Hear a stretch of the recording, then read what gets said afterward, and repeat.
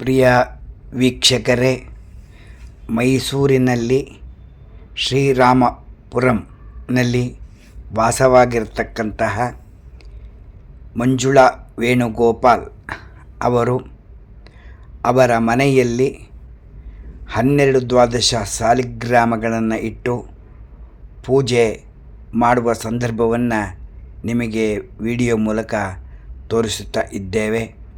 ತಾವೆಲ್ಲರೂ ನೋಡಿ, ನಿಮಗಿಷ್ಟವಾದರೆ ಲೈಕ್ ಮಾಡಿ, ಶೇರ್ ಮಾಡಿ, ಸಬ್ಸ್ಕ್ರೈಬ್ ಮಾಡಿ. HN Keshavan Hulikal YouTube channel ಕಡೆಯವರಿಂದ ಧನ್ಯವಾದಗಳು.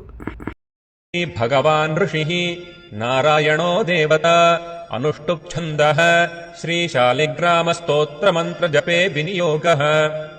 ಯುಧಿಷ್ಠಿರ ಉವಾಚ ಶ್ರೀ ದೇವದೇವ ದೇವೇಶ ದೇವತಾರ್ಚನಮುತ್ತಮಂ ತತ್ಸರ್ವಂ ಶ್ರೋತುಮಿಚ್ಛಾಮಿ ಬ್ರೂಹಿ ಮೇ ಪುರುಷೋತ್ತಮ. ಶ್ರೀ ಭಗವಾನುವಾಚ ಗಂಡಕ್ಯಾಂ ಚೋತ್ತರೆ ತೀರೆ ಗಿರಿರಾಜಸ್ಯ ದಕ್ಷಿಣೆ 10 ಯೋಜನ ವಿಸ್ತೀರ್ಣ ಮಹಾಕ್ಷೇತ್ರ ವಸುಂಧರಾ. ಶಾಲಿಗ್ರಾಮೋ ಭವೇದ್ದೇವೋ ದೇವಿ ದ್ವಾರಾವತಿ ಭವೇತ್. ಉಭಯೋಃ ಸಂಗಮೋ ಯತ್ರ ಮುಕ್ತಿಸ್ತತ್ರ ನ ಸಂಶಯಃ. ಶಾಲಿಗ್ರಾಮಶಿಲಾ ಯತ್ರ ಯತ್ರ ದ್ವಾರಾವತಿ ಶಿಲಾ. ಉಭಯೋಃ ಸಂಗಮೋ ಯತ್ರ ಮುಕ್ತಿಸ್ತತ್ರ ನ ಸಂಶಯಃ.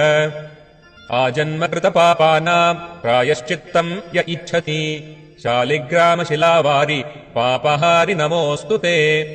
ಅಕಾಲ ಮೃತ್ಯುಹರಣಂ ಸರ್ವವ್ಯಾಧಿ ವಿನಾಶನಂ ವಿಷ್ಣೋಃ ಪಾದೋದಕಂ ಪೀತ್ವಾ ಶಿರಸಾ ಧಾರಯಾಮ್ಯಹಂ. ಶಂಖಮಧ್ಯೆ ಸ್ಥಿತಂ ತೋಯಂ ಭ್ರಾಮಿತಂ ಕೇಶವೋಪರಿ ಅಂಗಲಗ್ನಂ ಮನುಷ್ಯಾಣಾಂ ಬ್ರಹ್ಮಹತ್ಯಾದಿಕಂ ದಹೇತ್. ಸ್ನಾನೋದಕಂ ಪಿಬೇನ್ನಿತ್ಯಂ ಚಕ್ರಾಂಕಿತಶಿಲೋದ್ಭವಂ ಪ್ರಕ್ಷಾಳ್ಯ ಇತಿ ತತ್ತೋಯಂ ಬ್ರಹ್ಮಹತ್ಯಾಂ ವ್ಯಪೋಹತಿ. ಅಗ್ನಿಷ್ಟೋಮ ಸಹಸ್ರಾಣಿ ವಾಜಪೇಯ ಶತಾನಿ ಚ ಸಮ್ಯಕ್ ಫಲಮವಾಪ್ನೋತಿ ವಿಷ್ಣೋರ್ನೈವೇದ್ಯ ಭಕ್ಷಣಾತ್. ನೈವೇದ್ಯಯುಕ್ತಾಂ ತುಳಸೀಂ ಚ ಮಿಶ್ರಿತಾಂ ವಿಶೇಷತಃ ಪಾದಜಲೇನ ವಿಷ್ಣೋಃ ಯೋಷ್ಣಾತಿ ನಿತ್ಯಂ ಪುರತೋ ಮುರ.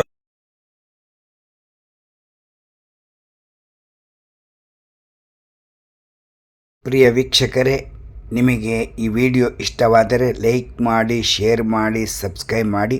ಅನಂತ ಧನ್ಯವಾದಗಳು. ಮಂಜುಳಾ ವೇಣುಗೋಪಾಲನ್.